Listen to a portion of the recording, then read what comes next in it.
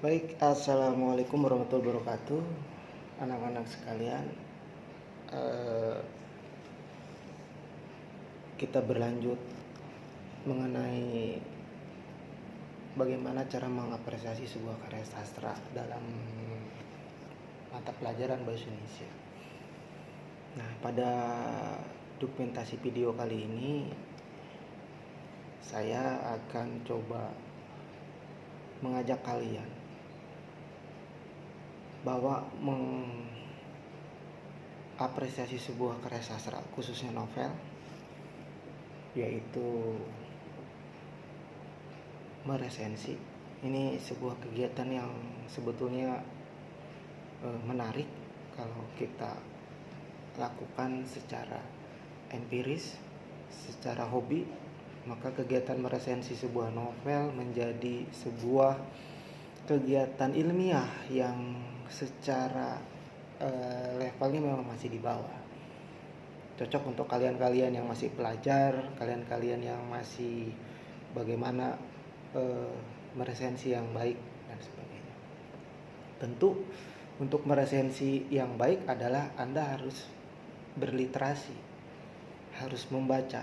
Nggak bisa Anda meresensi sebuah novel tanpa membaca, jadi harus dibaca. Nah, ada sebuah pertanyaan di kelas saat itu, teman Anda bertanya, apakah meresensi novel bisa hanya menggunakan satu unsur intrinsik?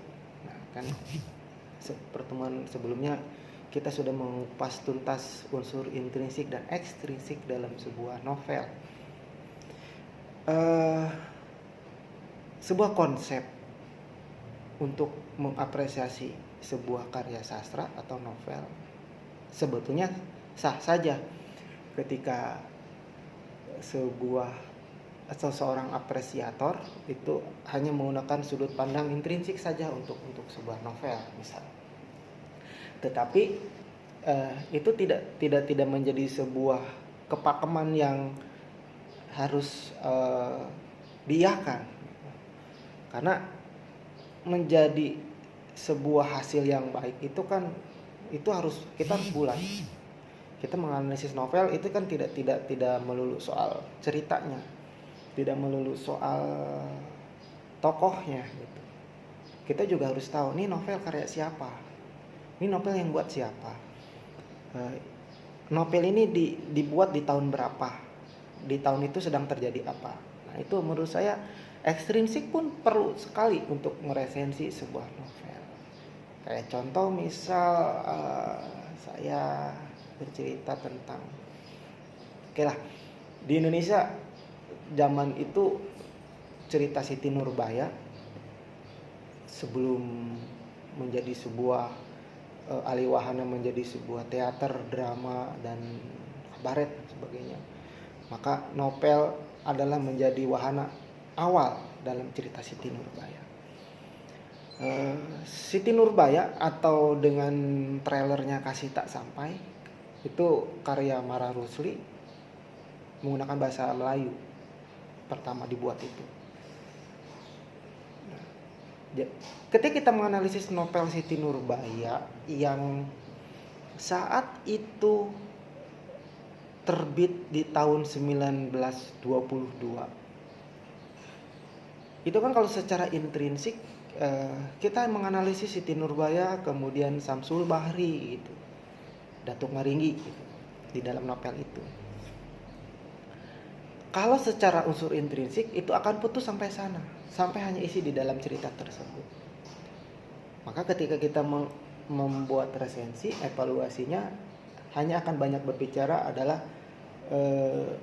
bagaimana tokoh, bagaimana sosok Samsul Bahri dalam sebuah novel itu, bagaimana sosok Siti Nurbaya, kemudian bagaimana ending dari sebuah cerita tersebut. Tapi kalau Anda ingin mendapatkan sebuah hasil resensi yang baik, tentu Anda juga harus melibatkan unsur ekstrinsik itu. Di tahun 1922 Indonesia memang belum merdeka saat itu. Sumpah Pemuda pun 1928. Jadi memang di bawah tahun itu juga kaum pelajar itu masih banyak menggunakan banyak bahasa. Salah satunya adalah bahasa Melayu. Memang di saat itu tidak menggunakan bahasa Indonesia. Bahasa Indonesia sudah ada sebetulnya saat itu. Cuman tentu bahasa Indonesia yang saat itu dengan sekarang tentu tidak sama gitu. Bukan tidak sama secara bahasanya, tetapi secara konsep, kemudian secara penulisan dan pelafalannya. Kembali pada novel Siti Nurbaya, ini cerita maksud saya. Nah, ketika saya akan meresensi sebuah novel Siti Nurbaya, nah, saya akan membaca isi dulu.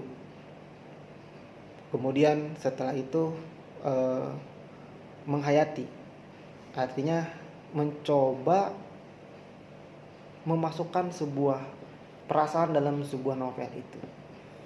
Jadi kita ada seolah dalam cerita tersebut, anak-anak. Nah, ibaratnya saya ada di dalam, melibatkan diri dalam novel Siti Nurbaya itu. Tujuannya untuk apa? Saya untuk mendapatkan sebuah gambaran visual apa yang terjadi di zaman Siti Nurbaya itu. Yang kalau saya ceritakan bahwa pada novel Siti Nurbaya itu kan mengambil landmark di Tanah Tinggi atau di Padang, di Padang Sumatera Barat gitu kan.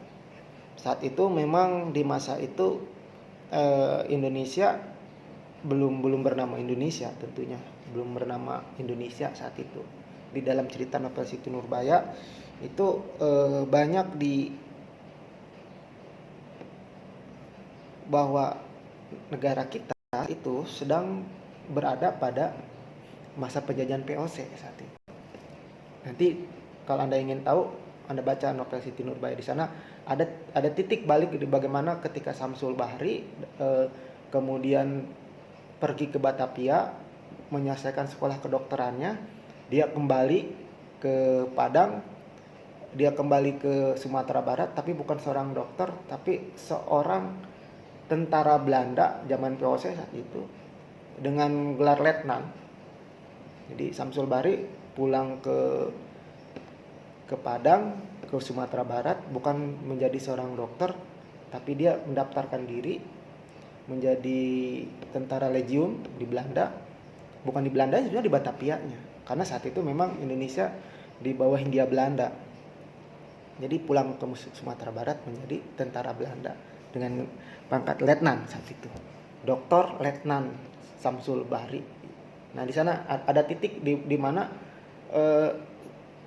bahwa dalam novel itu memasukkan unsur nasionalis, unsur perjuangan.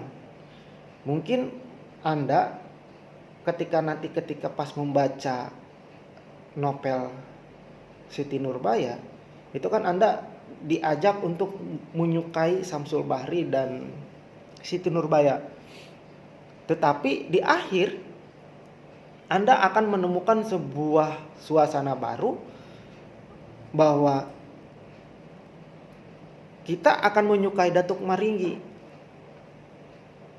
suami dari Siti Nurbaya yang dipaksa kawin paksa itu. Siti Nurbaya dipaksa kawin Datuk Maringgi yang usianya jauh sangat berbeda. Siti Nurbaya di usia 18 tahunan, Datuk Maringgi sudah di usia 60 tahun saat itu.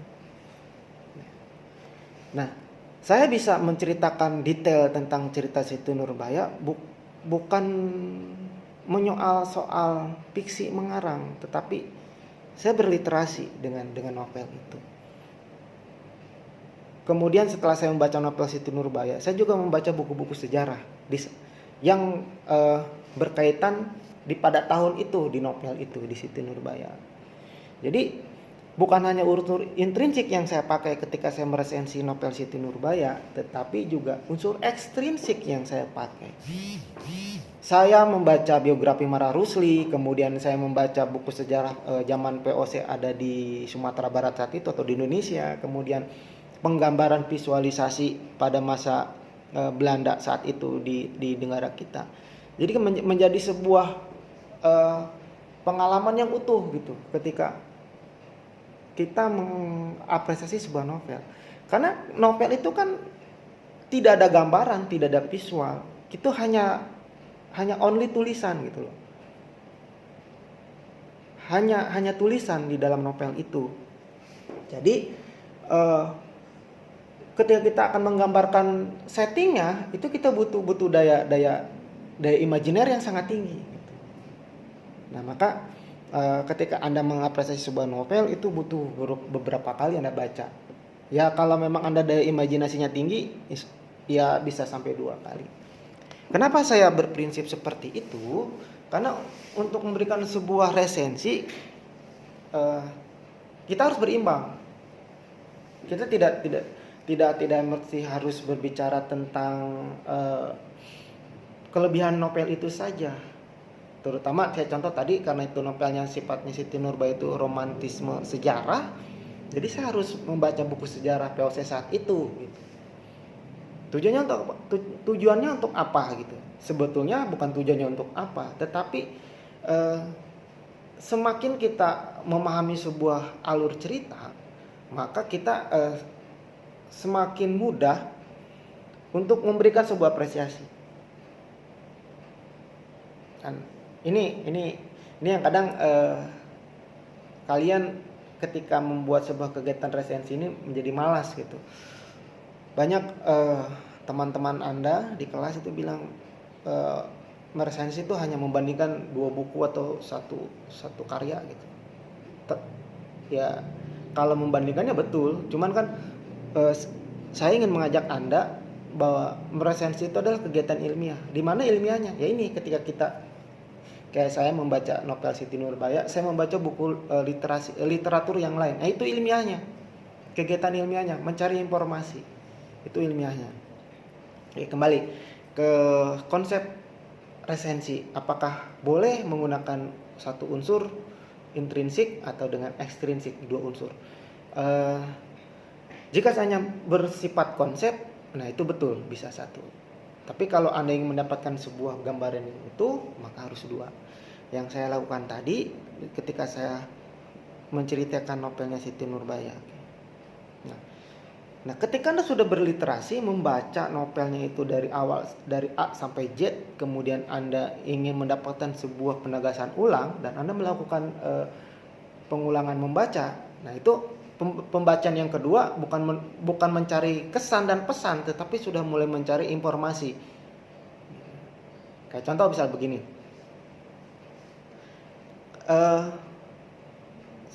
Novel Siti Nurbaya itu kan menceritakan cinta remaja antara Samsul Bahri dan Siti Nurbaya. Ini novel lama. Kayak tadi sudah bilang tanggal terbitnya tahun terbitnya itu 1922. Saya juga belum lahir. Anda juga mungkin belum lahir. Siti Nurbaya itu kan menceritakan cerita remaja antara Samsul Bahri dan Siti Nurbaya yang hendak menjalin cinta tetapi terpisah karena Samsul terpaksa pergi ke Batavia. Nih saya tadi bercerita bahwa ada titik di mana Samsul Bahri berangkat ke Batavia untuk melanjutkan pendidikan. Saya bilang tadi kan Samsul Bahri ke Batavia untuk sekolah kedokteran dan sebagainya. Belum lama kemudian Nurbaya menawarkan diri untuk menikah dengan Datuk Maringgi yang kaya tetapi kasar sebagai cara untuk ayahnya hidup bebas dari utang. Jadi memang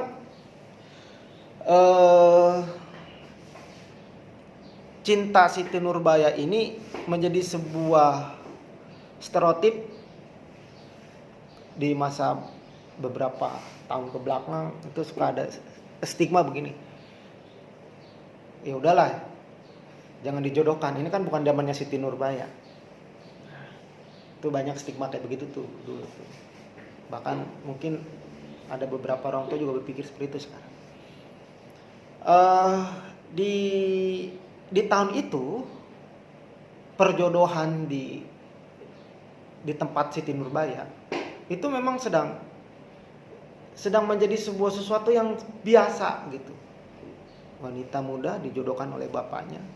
Kalau di sini kan latar belakang ceritanya adalah Siti Nurbaya menawarkan diri untuk dinikahi Datuk Maringgi sebagai cara untuk membayar hutang. Oke, sebagai cara untuk membayar hutang. Siapa yang berhutang ya? Bapaknya Siti Nurbaya kepada Datuk Maringgi. Datuk itu kan gelar bangsawan di Sumatera Barat di sana. Ketika Samsul Bahrinya sedang menjalani pendidikan di Batavia, Siti Nurbaya menikah karena dapat desakan keluarga. Nah, klimaks ceritanya mulai di situ tuh. Sebetulnya sih ceritanya intriknya sudah mulai ketika Samsul Bahri memberikan sebuah statement, saya akan melanjutkan studi saya ke Batavia. Di sana hancur Siti Nurbaya.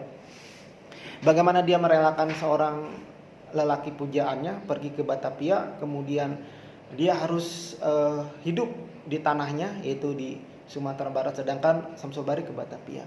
Tentulah itu menjadi saat yang sulit. Ini romantismenya. Nah, di tengah cerita romantismenya maka muncul konflik baru. Tadi konflik yang pertama adalah ketika di novel itu, konflik yang pertama ketika Samsul Bahri akan melanjutkan studi ke Batavia di tahun itu. Kemudian konflik kedua adalah ketika orang tuanya berhutang pada Datuk Maringgi. Karena saat itu di masa itu perempuan adalah seperti alat tukar untuk membayar. Nah, ini yang sebetulnya tujuan utama dari seorang penulis, tujuan pertama dari Marhah Rusli itu mengangkat novel Siti Nurbaya bergenre budaya, bergenre sebuah romantisme budaya dan perjuangan saat itu. Ingin memberikan pada publik, ingin memberikan pada masyarakat umum bahwa peliknya perjodohan di Sumatera Barat itu seperti itu. Saat itu gitu. Hingga kan kalau kita menggarisbawahi, oh Siti Nurbaya dijodohkan hanya sebagai untuk alat bayar hutang. Segitu nilai perempuan. Padahal kan kita tahu bagaimana susahnya tokoh perempuan kita gitu. Ya kan? Menyamakan gendernya gitu kan. Tapi di salah satu daerah bahwa masih memandang seperti itu. Nah, ini saya mencoba mencari informasi apakah memang di masa itu seperti itu. Nah, saya baca buku literatur sejarah dan sebagainya untuk memahami sebuah novel Siti Nurbaya, dan memang seperti itu. Hampir mirip banyak novel-novel bergenre romantisme, kemudian seperti selain hanya ada Siti Nurbaya kayak Salah Asuhan, kemudian novel Di Bawah Lindungan Ka'bah seperti itu. Itu kan novel-novel yang menurut saya novel klasik yang mengambil genre romantisme tapi ada unsur budayanya. Nah, lanjut ke sinopsis ceritanya. Tadi kan intriknya, satu, Samsul Bahri berangkat ke Batavia, yang kedua Siti Nurbaya menawarkan diri untuk dinikahi Datuk Maringgi. Nah, intrik yang ketiga adalah ketika Samsul Bahri datang dari Batavia, selesai pendidikannya,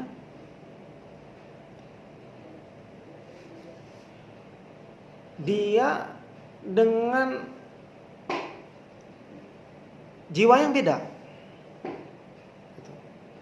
Jadi unsur, kalau di akhir cerita maka Datuk Maringgi yang nasionalisme. Dia meninggal karena membela tanah airnya dari penjajah ya Belanda itu.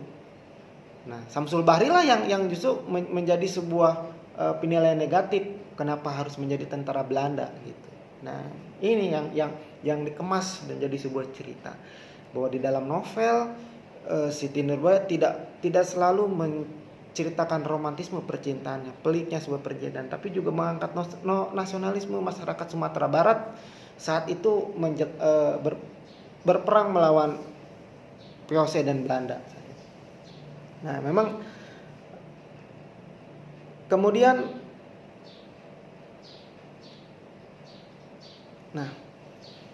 novel Siti Nurbaya merupakan salah satu menjadi novel sejarah saat itu.